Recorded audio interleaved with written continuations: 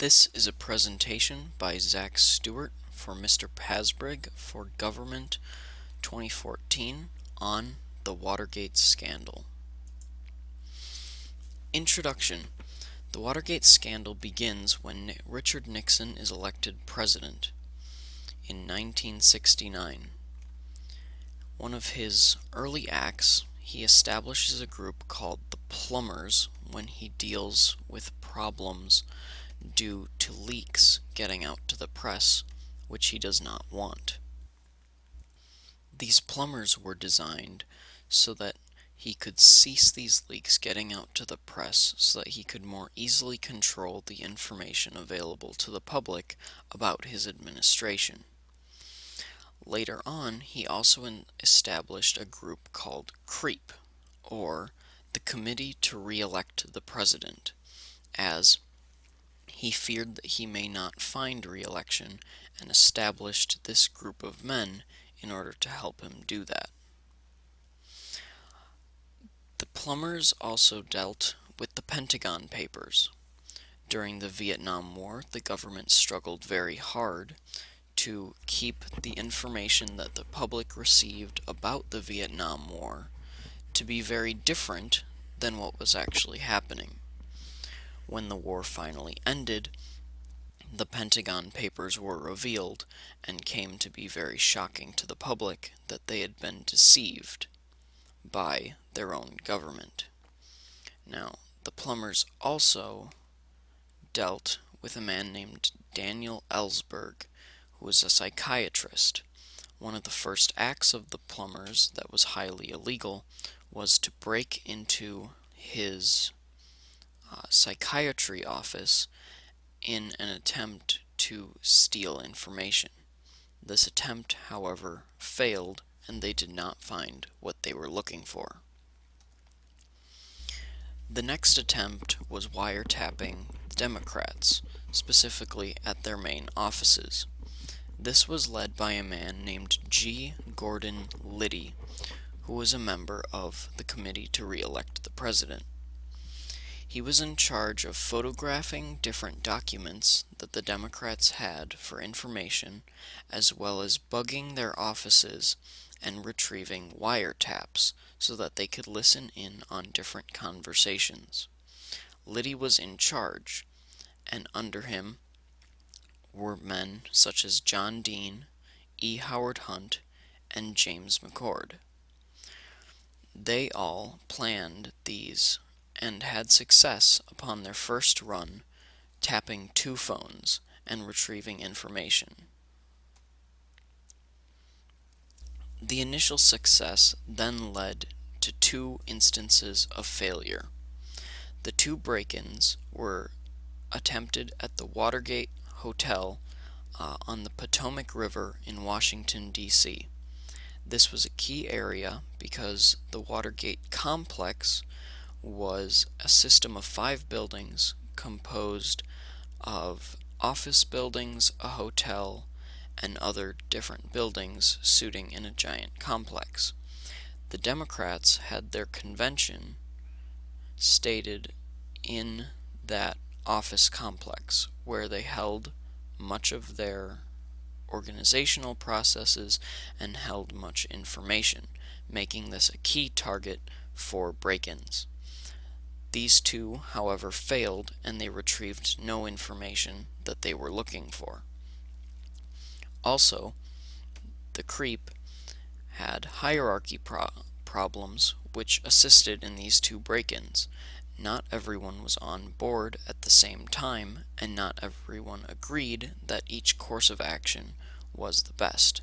So, these went poorly due to hierarchy problems, as the leadership was not as strong, informed, or in control of the lower members of the group as possible, leading some to act on their own. The real Watergate scandal began on June 17th in 1972. The Democratic headquarters were on the 6th floor of the office building in the Watergate complex. 5 men broke in and remained undetected until a patrolman noticed that there was tape on the door, blocking the latch such that it would not lock, such as shown in the picture on the bottom right. Thinking nothing of it, he simply removed the tape and continued on with his rounds. Upon returning an hour or two later, he noticed that the tape had been reapplied. The only reason that this tape would be reapplied in such an important place such as the Democratic headquarters was danger. He realized this because he was clever and called the police. The police showed up around 2:30 and arrested 5 men who were in the process of wiretapping and retrieving photos of documents. These 5 men depicted below were Bernard Barker, Virgilio Gonzalez, Eugenio Martinez, Frank Sturgis, and James W. McCord, Jr. These 5 men were all found in business suits wearing latex gloves, both bugging, wiretapping, and taking photos of documents from the Democratic Convention. They would have gotten away with it had it not been for the security guard. The connections arose as people began to ask questions. Who were these men? These men said that their mission was anti-communism, which led them to believe that they were from a higher-up political structure. McCord was also used to work for security for CREEP, which gave him direct access to the White House. Barker also had a notebook in his house which contained the phone number of E. Howard Hunt, which related him back to the White House. Then also Hunt and Libby were both plumbers, and they were found by phone records to have frequent communication with the burglars, which brought them into suspicion. All of this surmounted into a growing problem, which led back to Nixon. A great investigation occurred with the Senate getting involved, and Nixon, appearing to want the investigation to go on, issued his own investigation, yet told his investigators to stonewall it. He did not want anything going up higher and declared that all of the men who could make the investigation go more poorly for him should plead the Fifth and simply stop the investigation at all costs. And for the most part, it worked for a period of time. The investigation was seemingly over, and no one could pin Nixon to anything until the White House tapes were discovered. The White House tapes were a series of microphones and tapes recording all conversations that happened in several rooms in the White House. So many of Nixon's conversations were recorded, and then that helped the Secret Service track him throughout the White House without interfering. This was used as a security measure at first, but proved to be very important in the White House in the Watergate scandal. These new tapes also led to a Senate hearing and revived the operation. This led to the Saturday Night Massacre, as it was nicknamed. This came because Nixon immediately refused to give the White House tapes to the Congress, even though they demanded them. This led Nixon to desire the firing of Archibald Cox, who was a prosecutor in his case. Nixon immediately went to his Attorney General Richardson and demanded that Cox be fired. Richardson, having no more respect for the president because he knew of his guilt, said no and immediately resigned.